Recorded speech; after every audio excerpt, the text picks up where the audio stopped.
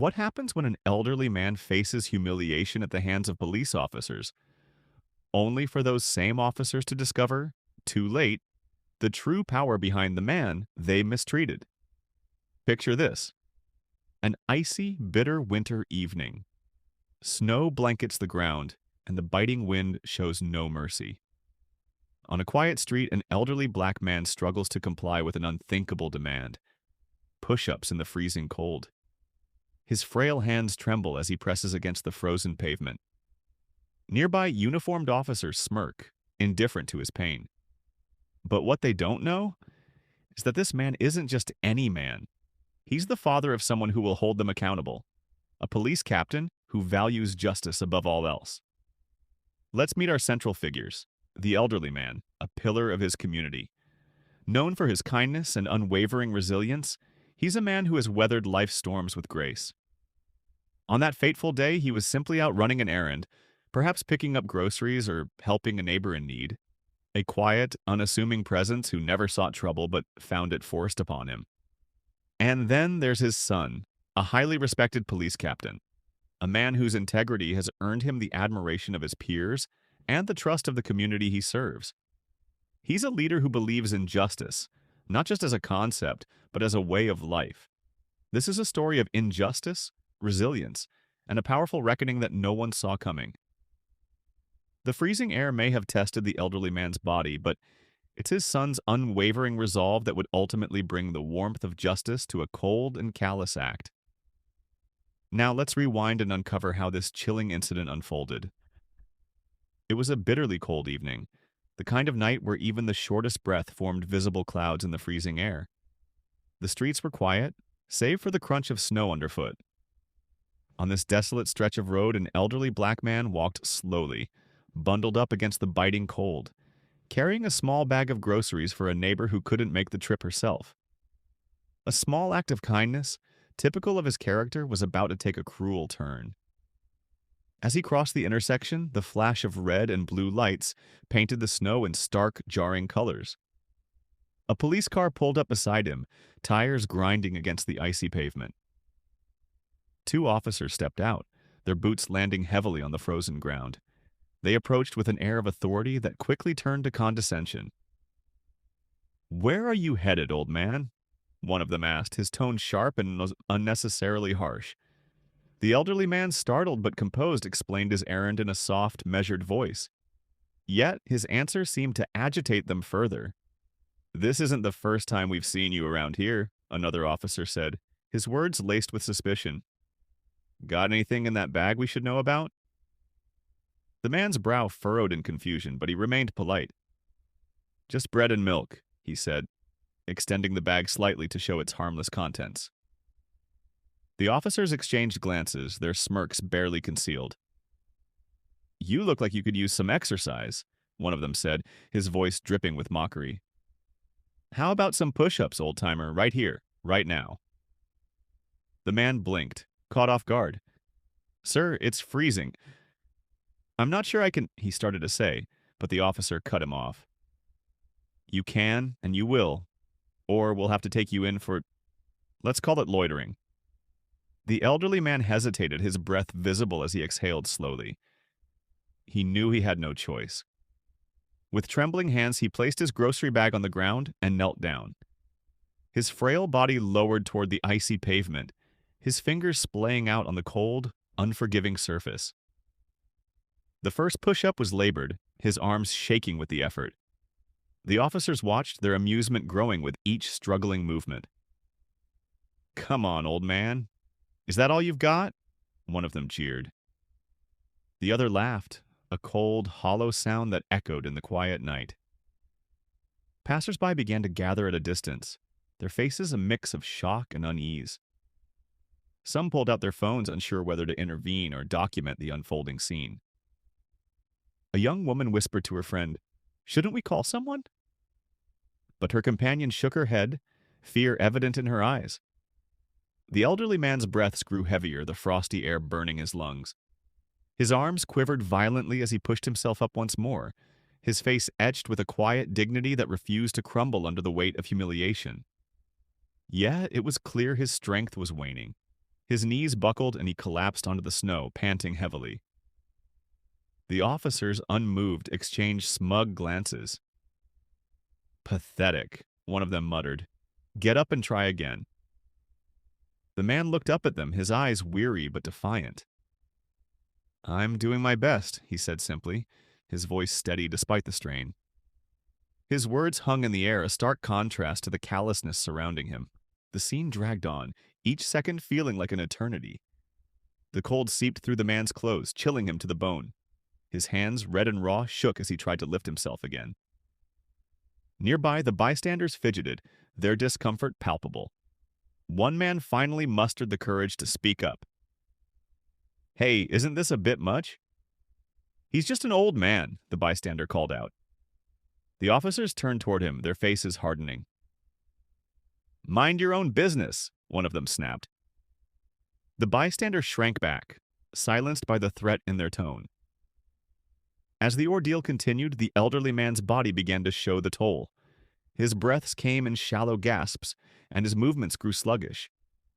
Yet his eyes never lost their quiet resolve. He was determined not to give them the satisfaction of breaking him entirely. The officers eventually seemed to tire of their cruel game. "All right, old man, get out of here," one of them said dismissively, as if they'd just done him a favor. The man, moving slowly and with great effort, picked up his bag and began to walk away, his steps unsteady but deliberate. The officers returned to their car, laughing as they drove off, but this wasn't the end. What they didn't know, what they couldn't have known, was that this man's quiet dignity hid a connection that would soon bring them face to face with justice. The man may have walked away that night, but his story was far from over. And what happened next would leave the entire precinct reeling. The elderly man trudged through the icy streets, his legs barely carrying him. Each step was a struggle as the cold clung to his bones. By the time he reached the front door of his modest home, his hands trembled, not from age alone, but from the ordeal he had just endured. He paused for a moment, drawing a deep breath before pushing open the door. Inside, the warmth of the home welcomed him, but his spirit felt heavy. His son, a tall and commanding figure in his crisp uniform, was seated at the dining table, papers spread before him. A man used to solving problems, bringing order to chaos. The captain immediately sensed something was wrong. He looked up, his sharp eyes narrowing as they took in his father's slumped shoulders, the redness of his hands, the exhaustion etched across his face. "Dad," he said, his voice low but firm. "What happened?" The elderly man hesitated, his gaze drifting to the floor. He set the bag of groceries down on the counter, his hands shaking slightly. "It's nothing, son. Just a long day," he replied, his voice soft, almost dismissive. But the captain wasn't convinced. "You're shivering. Your hands—" The son rose from his seat, his authoritative tone now laced with concern. He stepped closer, studying his father's face. "Something happened out there. Tell me." The old man shook his head at first, his pride warring with the humiliation he'd faced. He didn't want to burden his son, didn't want to be the source of his anger or distraction. But the captain wasn't one to let things slide. He placed a steadying hand on his father's shoulder, his grip firm but reassuring. "Dad, please," he urged. "You've always taught me to stand up for what's right. Let me help you." There was a long silence, the weight of unspoken words filling the room. Finally, the elderly man sank into a chair, his hands clasped tightly together. His voice was quiet, almost a whisper, as he began to recount the events of the evening. "I was just out picking up some groceries for Mrs. Carter down the street," he started, his eyes fixed on the table. "On my way back, 2 officers stopped me. They made me do push-ups. In the snow. Said I looked like I needed exercise." The words came haltingly at first, but as he spoke, the dam broke, and the full story poured out. The mocking tone of the officers, the cold biting into his hands as he pushed against the frozen ground, the humiliation of being treated like a criminal for no reason at all. When he finished, his voice was steady, but his eyes glistened with the weight of the memory. For a moment, the room was silent, save for the faint hum of the heater. The captain stood motionless, his jaw clenched and his fists tightening at his sides. His father's words played over and over in his mind, each detail a spark to the fire growing within him. But he couldn't let his anger consume him, not yet. They made you do push-ups? His voice was low, controlled, but there was no mistaking the fury simmering beneath the surface. In this weather? For what reason? The elderly man shrugged slightly. They didn't give a reason, he said simply, and I didn't argue. What would have been the point? I just wanted to get home. The captain turned away, pacing the room as he processed the revelation. His mind raced a whirlwind of emotions.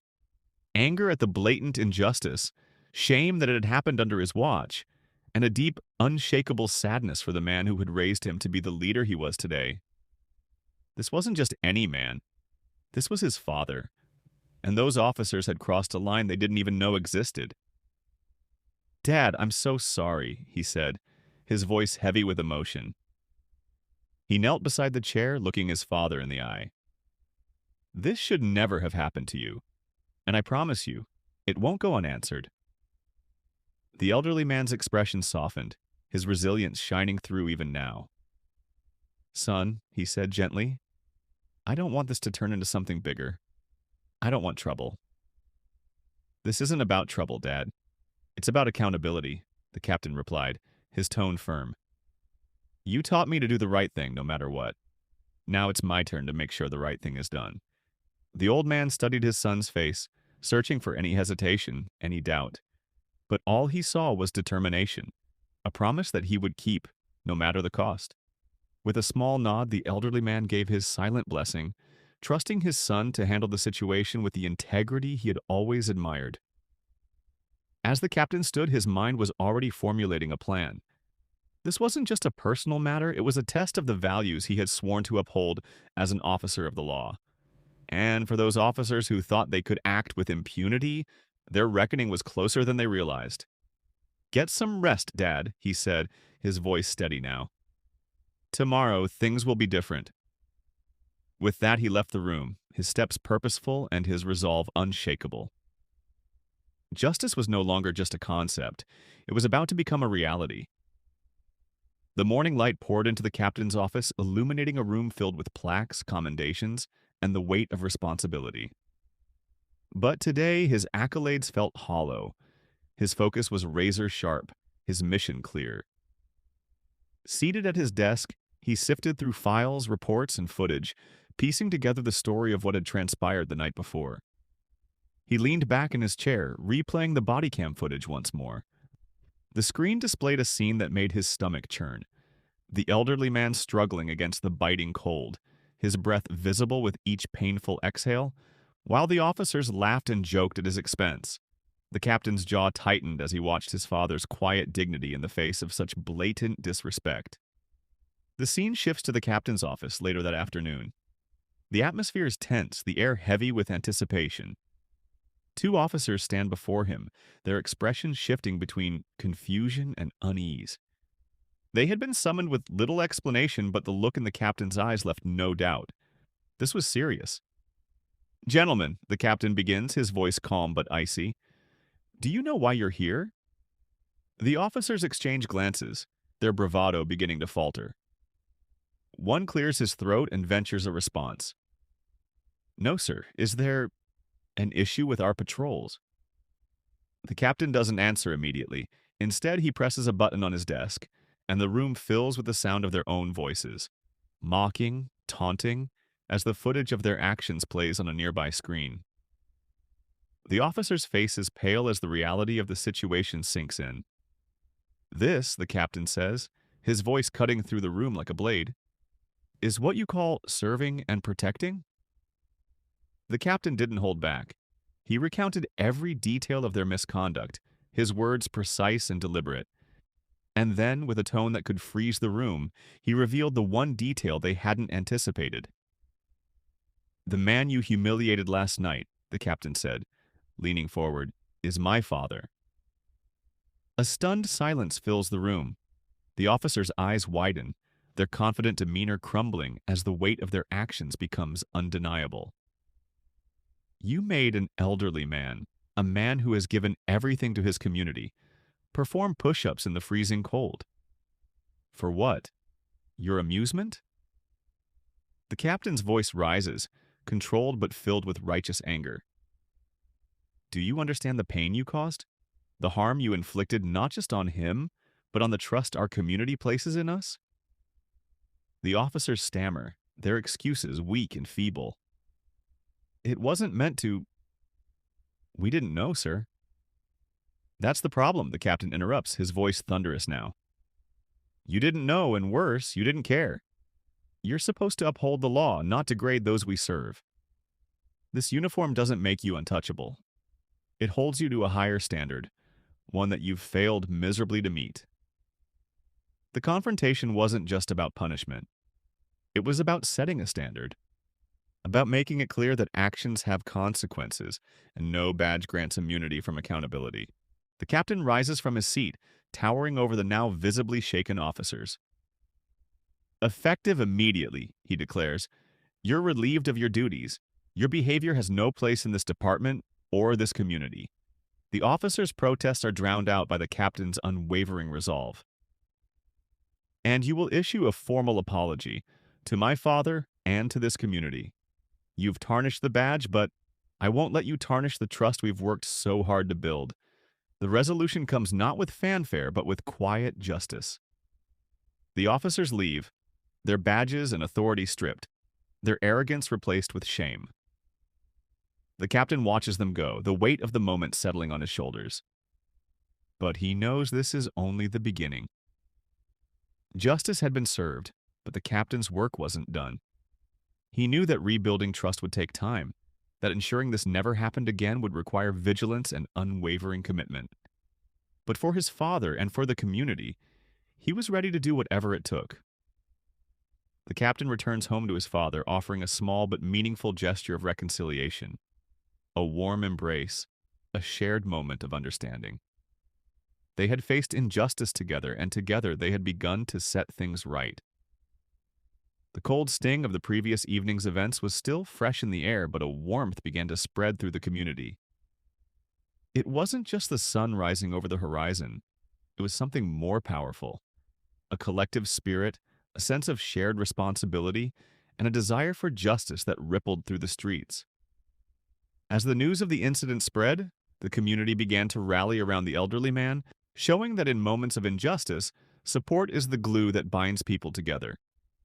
Neighbors who had always waved from a distance now approached with genuine concern. A woman down the street who had known the elderly man for years arrived at his doorstep with a homemade casserole, insisting that he eat and rest. Others, seeing his exhaustion from the events of the previous night, offered to run errands, shovel snow, and take care of tasks he had long managed on his own. It wasn't just about the physical help. It was the emotional reassurance that no one, not even the most vulnerable, would ever face such humiliation alone. One neighbor, an older woman with gray curls and a determined look, was seen sitting with the elderly man on his porch. She listened, nodding with understanding as he recounted the night's events. Her hand rested on his shoulder, a quiet promise that he wasn't forgotten. No one in this neighborhood would allow such a wrong to go unaddressed. People knew that the elderly man had been more than just a victim. He had spent years as a protector of the community. Whether it was helping young parents with childcare or watching over the local park, his presence was a quiet but constant force for good. Now the community would return the favor. The story didn't stop at the doorstep of his house. News outlets, from local stations to social media platforms, picked up the story, and the ripple effect turned into a wave. People from all walks of life began to ask difficult questions. They looked at the body cam footage and saw not just a man being humiliated, but a representation of a larger problem. A problem that went far beyond the cold pavement or the freezing air. Public outcry was swift and loud, as the discussion around police accountability and racial bias became impossible to ignore. Social media platforms lit up with heated debates. Hashtags supporting the elderly man began to trend, and conversations about the abuse of power and discrimination were front and center. The story wasn't just about one man. It became a symbol of many silent injustices that had gone unchallenged for far too long. From town halls to radio talk shows, voices rose in unison, calling for reforms, accountability, and for officers to be held to the highest standard. People weren't just angry, they were motivated. They wanted to ensure that this kind of behavior, the kind that ignored the humanity of others, would never happen again. The public's reaction was mixed, but the conversations it sparked, conversations that were long overdue, were undeniably necessary. In the midst of the public outcry, one message became abundantly clear: accountability. It wasn't just about removing a few bad apples, it was about addressing the system that allowed them to flourish in the first place. People were demanding that police officers be trained, not just in the law, but in empathy, in human dignity, and in respect for every member of the community, no matter their age, race, or background. As discussions spread, activists, community leaders, and even the elderly man's own neighbors stood united, their voices echoing in support of those who had long been silenced by systems of oppression. The injustice of one man's humiliation was now the catalyst for a broader movement, one that sought to repair the fractured relationship between law enforcement and the communities they swore to protect. The elderly man, though still deeply affected by the events, could feel a shift in the air. He wasn't just the victim of a senseless act anymore. He had become a symbol of resilience. People walked up to him, shook his hand, thanked him for showing strength in the face of cruelty. They knew his name now. They knew his story, and they wanted to make sure he felt it every day, that he was not alone. But for the elderly man, it was never about being the symbol. It was about being seen, about being treated with the dignity he had given to others all his life. And as the community continued to respond in kind, a more profound realization began to emerge. True change wasn't just in public outcry. It was in the act of showing up for each other, in the small gestures that told the world that no matter what the system had failed to do, the people would always be there for one another. As the days passed, the neighborhood transformed. The elderly man's home became a gathering place where those who had been moved by his story came together to plan for action. Together, they strategized how to bring about meaningful reform, not just for their town, but for every community struggling with the same systemic issues. The community, though shaken, was determined. They knew that the battle for justice wasn't over. It had only just begun. And it was up to them to ensure that the change they were fighting for would never be forgotten. Hundreds of people marched in the streets, signs raised high, demanding accountability and equality for all. And amidst the crowd, the elderly man stands, no longer a victim, but a part of something larger, something that would ultimately change everything. The cold winds of that fateful night had long since subsided, but the weight of what had happened still hung heavy in the air. The elderly man sitting quietly by his window gazed out at the world as it moved forward. His heart, though bruised, was not broken. He had faced the cruelty of those who wore badges, and yet, in the end, he was not silenced. His dignity had been his shield, and it remained unshaken.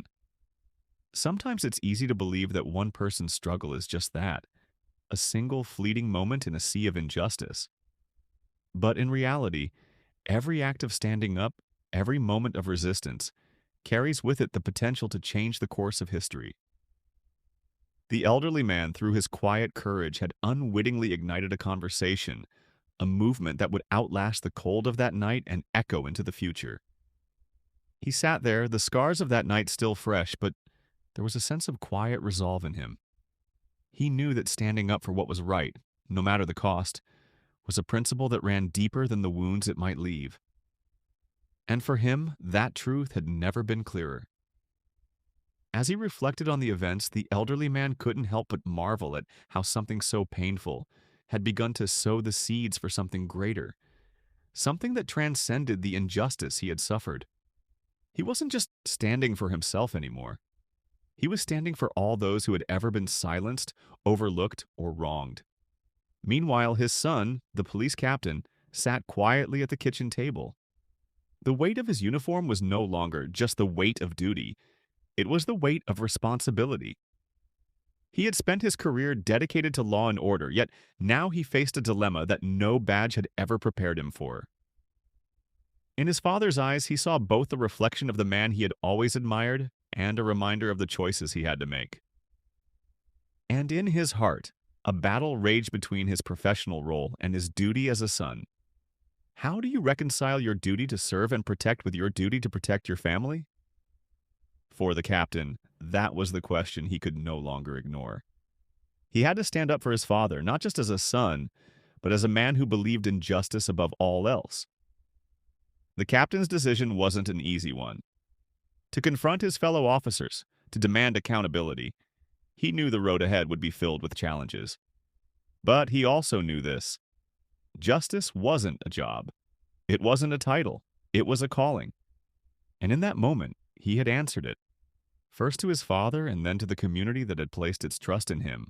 In the silence that followed, both father and son found themselves reflecting on the importance of standing up for what's right, no matter the circumstances. The world wasn't going to change itself. And while the fight for justice was ongoing, it had already begun to shift, in part because of their courage to face the uncomfortable truths that lay hidden in plain sight. And then came the words that would echo long after the events had passed, the words that would guide both men through the hard days ahead. "Son," the elderly man said softly, his voice steady despite the exhaustion that lingered in his bones. "The fight for justice doesn't end when the cameras go away or when the headlines fade. It's in the quiet moments, the everyday choices we make, that justice truly lives."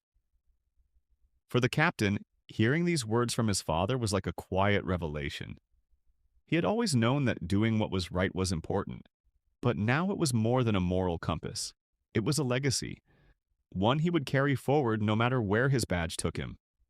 As both father and son shared a quiet moment of understanding, they realized that their bond was more than just blood. It was a commitment to what was right, to standing together in the face of adversity, to being unflinching in the pursuit of justice. And with that understanding came a call, not just to them, but to everyone watching. We all have a role to play in shaping the world we want to live in. It's not enough to simply witness injustice. We must take a stand. We must protect those who are vulnerable, no matter their age, race, or status. We must fight for a world where dignity, respect, and fairness are the standard, not the exception. As the final scenes unfold, father and son walking together down the street, the sun casting a golden glow on their path, but the message remains clear. Injustice may rise, but it will never stand alone. It will always be met with the quiet but powerful force of those who refuse to look away.